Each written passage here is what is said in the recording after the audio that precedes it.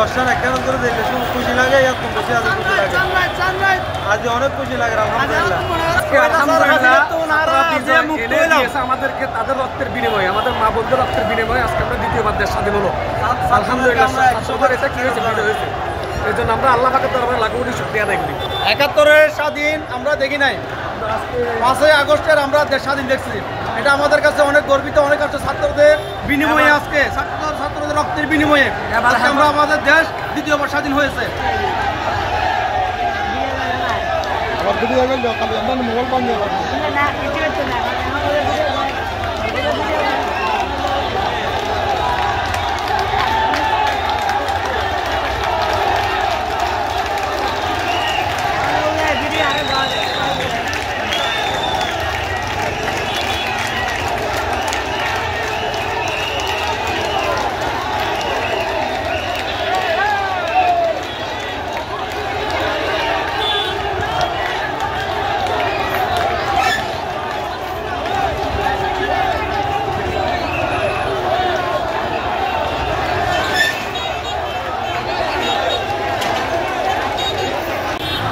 এবার এই বিজয়ের উল্লাসে আমরা উল্লাসিত হবে।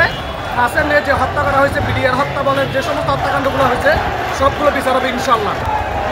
আসলে আমার দেশটা আজকে স্বাধীন হয়েছে। 71-এর স্বাধীনতা আমরা দেখি নাই, কিন্তু আজকে 2024-এর স্বাধীনতা আমরা দেখেছি।